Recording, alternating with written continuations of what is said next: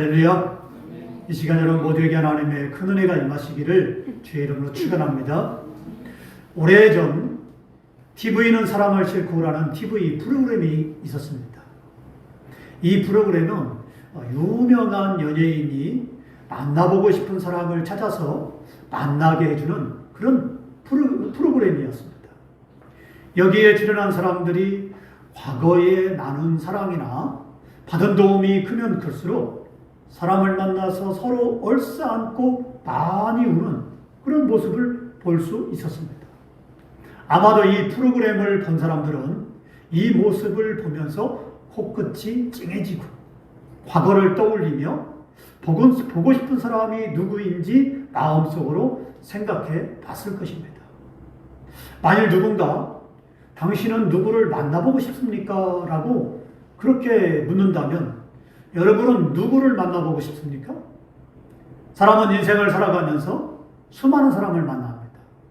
그러나 그 중에는 오래도록 기억하고 싶은 사람이 있는가 하면 다시는 기억하고 싶지 않은 사람도 있을 것입니다.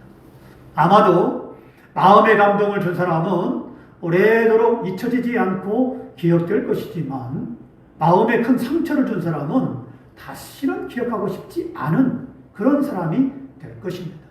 우리는 누구에게든 마음에 감동을 주어서 오래도록 잊혀지지 않고 기억 속에 남는 그런 사람이 되어야 하겠습니다. 본문은 바울을 감동시킨 사람이라는 제목의 말씀이에요.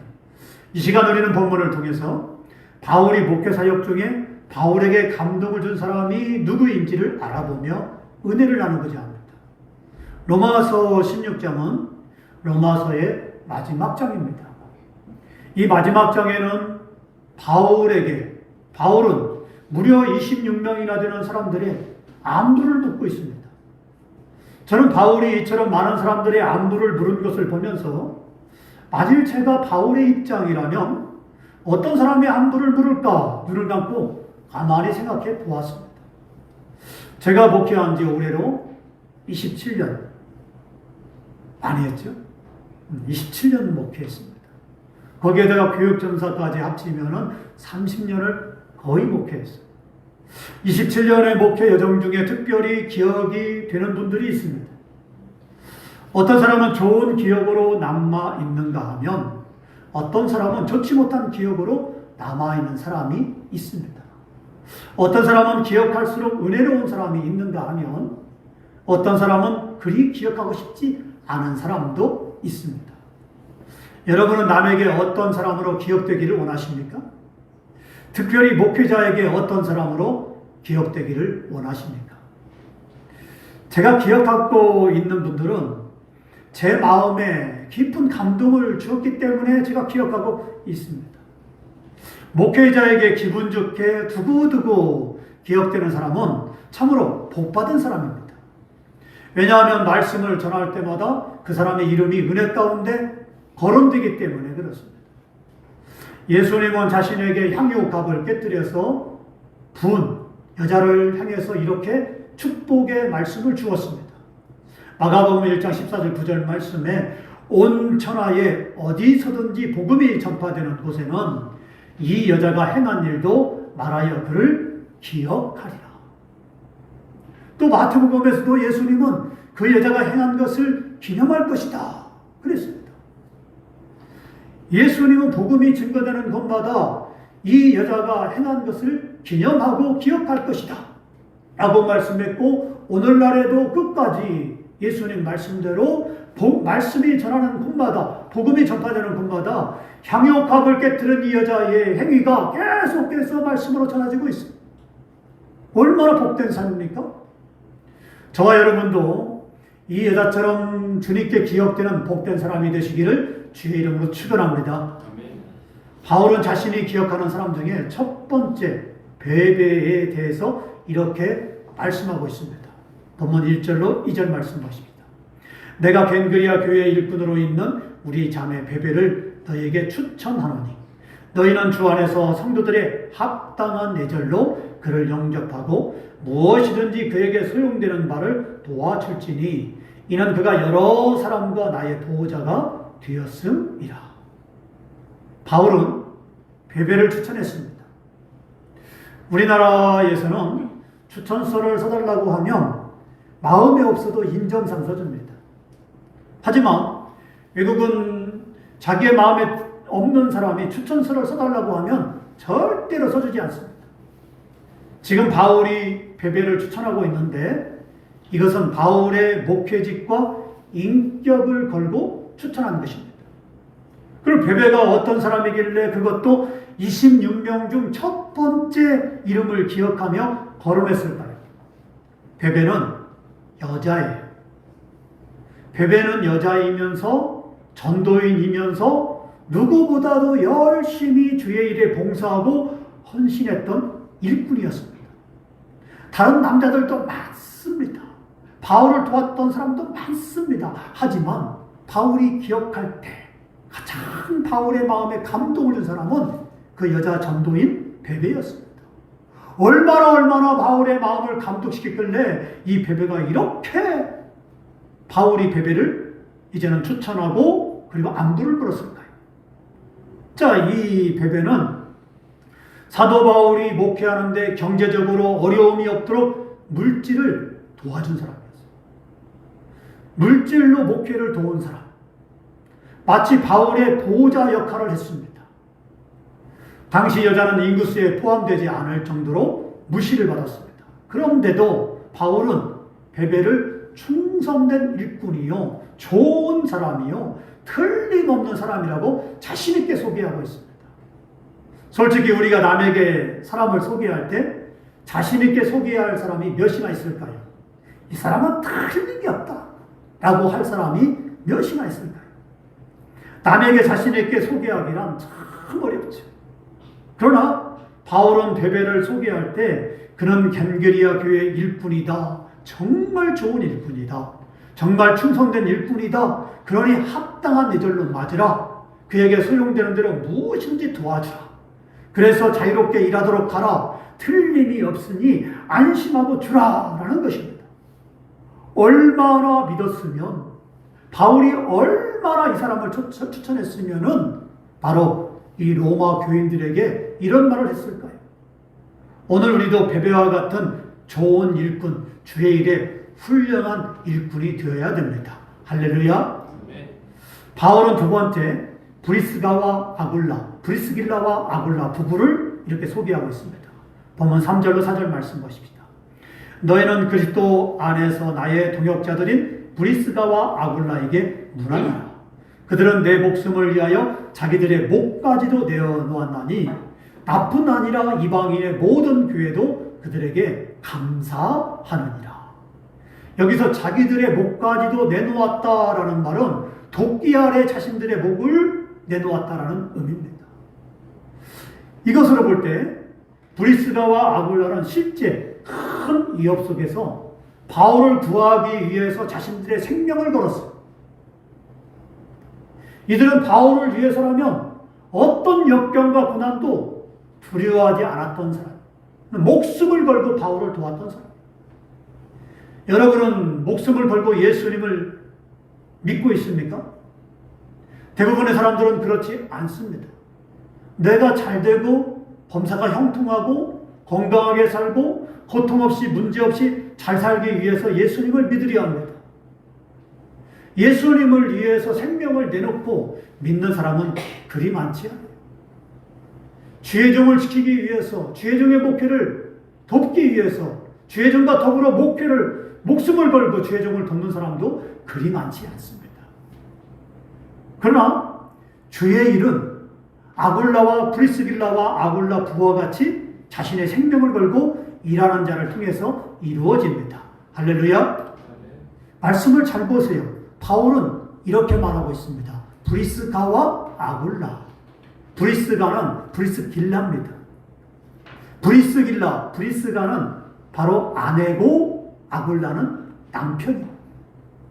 그래서 바울은 늘 말할 때마다 브리스길라와 아굴라라고 말합니다. 어쩌다 한 번 아굴라와 브리스길라라고 말합니다. 거의 다 성경에 보면 브리스길라가 먼저 나옵니다. 이건 무엇을 말할까요?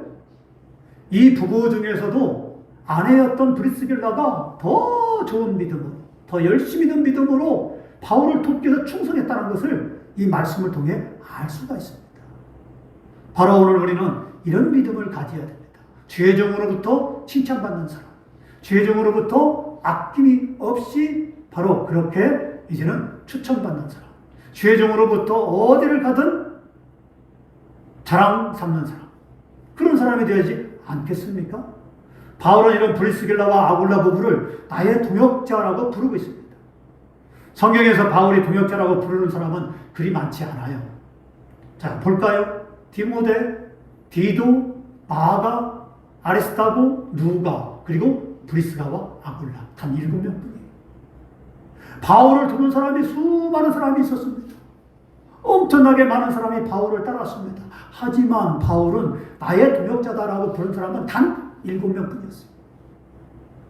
바울이 이들을 나의 동역자라고 부른 까닭은 복음을 위해서라면 바울과 함께 죽음도 두려워하지 않았기 때문에 그래요.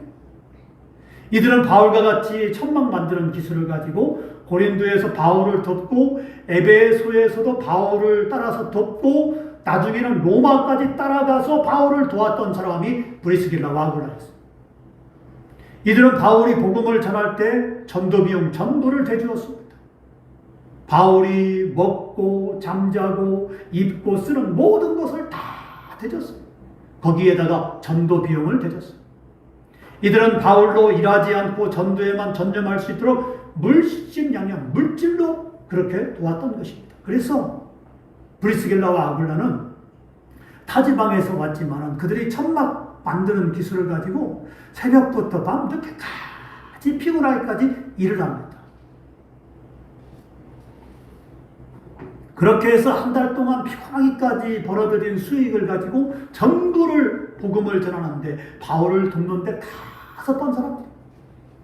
그러면 바울이 거의 고린도에서만 도왔느냐? 에베소로 가면 바울을 따라서 에베소로 가고 로마로 가면 바울을 따라서 로마로 가고 바울이 어디를 가든지 간에 바울을 쫓아가서 바울을 도왔던 사람이 브리스길라와 아굴라였던 것입니다. 그러므로 바울은 이 부부 때문에 1차, 2차, 3차 전도 여행이 가능했던 거예요. 대단하지 않습니까? 바울이 복음을 전하는데 제1차, 2차, 3차 전도 여행을 했죠. 그리고 이제는 끝을 맺었죠. 바울의 전 생애를 거쳐서 그리고 바울의 전 목회를 거쳐서 도왔던 사람이 바로 브리스길라와 아굴라였던 거예요. 뿐만 아니라 이 부부는 자기 집을 교회 처소로 내놓았을 정도로 충성된 일꾼이었어요. 사실 자기 집을 예배 처소로 내놓으면 어떻게 되겠습니까? 가정사가 없어지죠. 사생활이 없어집니다. 굉장히 불편해요. 가족 모두가 희생을 해야 됩니다.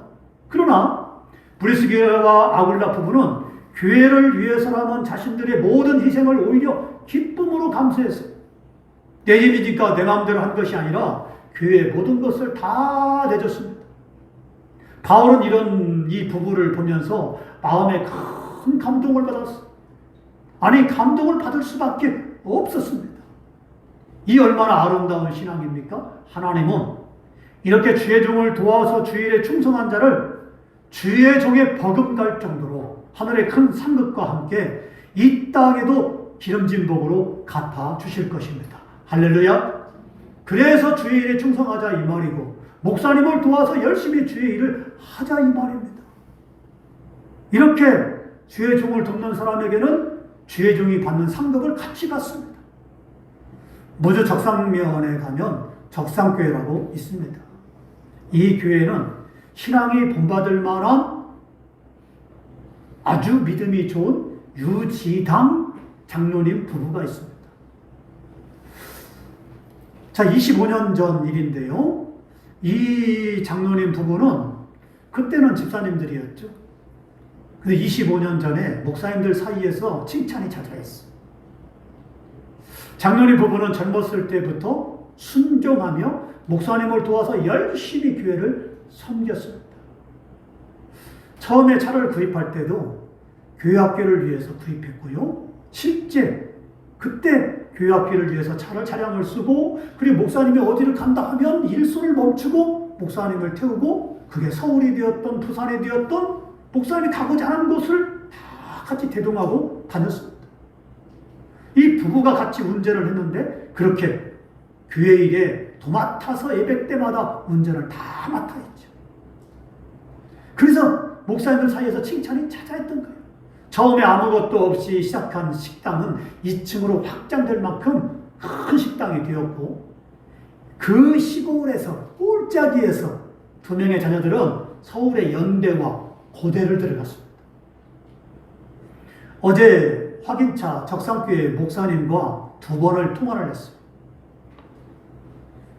그래, 아들이 현대에 다니는데 이 몇 년간 아이를 낳지 못해서 병원에 가서 검사를 해봤더니 불임이라는 거예요. 아기를 아예 낳지 못해요. 가능성이 없어요. 그런데 작년에 며느리가 임신을 하게 되었고 올해 3월에 출산을 할 예정이라고 합니다. 할렐루야. 하나님은 어떻습니까? 주의 일에 죽도록 충성하는 자에게, 아낌없이 교회를 위해서 충성하는 자에게 하나님은 이렇게 역사하십니다. 자녀들도 잘 되었고, 그리고 그리고 이제는 아이를 낳지 못한 자녀도 이렇게 임신하게 되었고, 하나님이 어떡합니까? 하나님의 일에는 결코 공짜가 없습니다. 반드시 심은 대로 거두게 하십니다.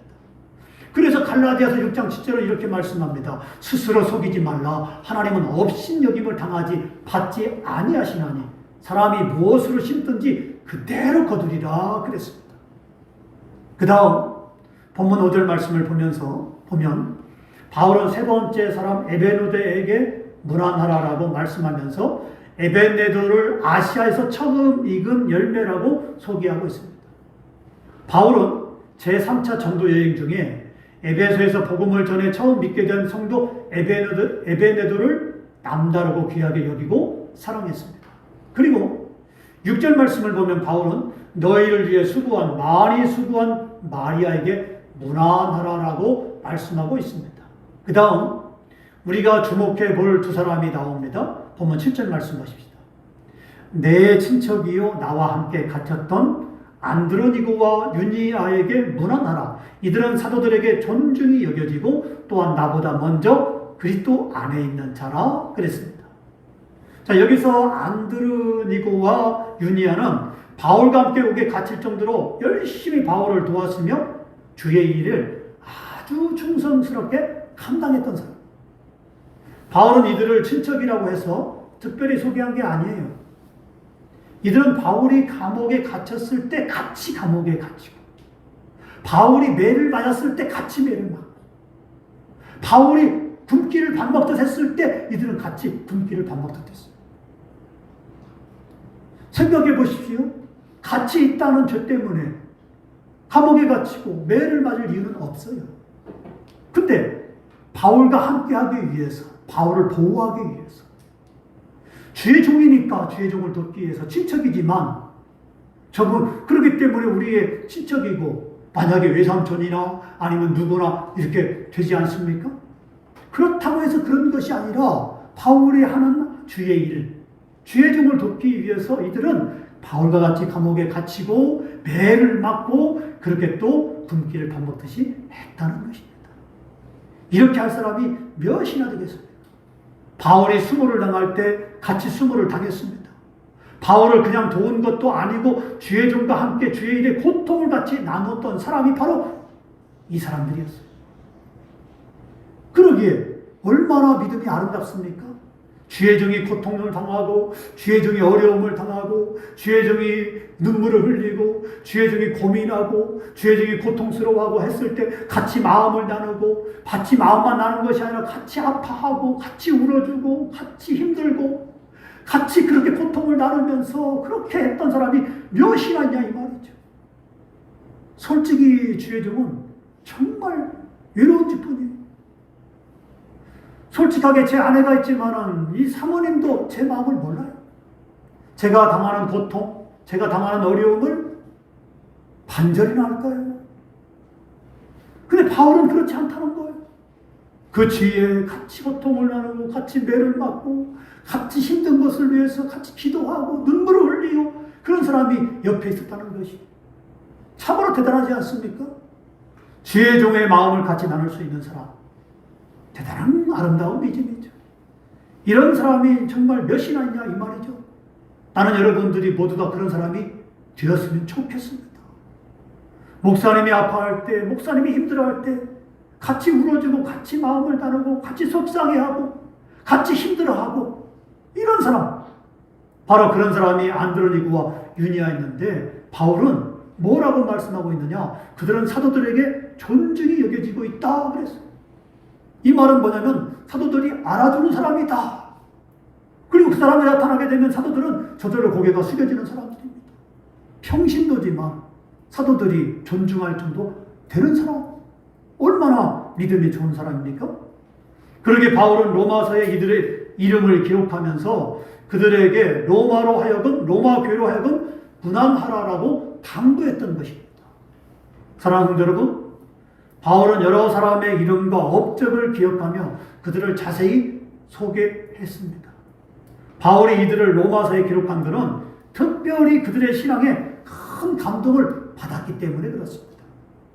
그러면 오늘 우리는 주의 일에 어떤 사람으로 기억되어야 할까요? 주의 일에 충성하는 자들이 되십시오. 그러므로 장차 주님 앞에 섰을 때 하늘의 큰 상급과 함께 주님으로부터 칭찬받고 그리고 충성된 종이라고 칭찬받는 저와 여러분 되기를 주의 이름으로 축원합니다.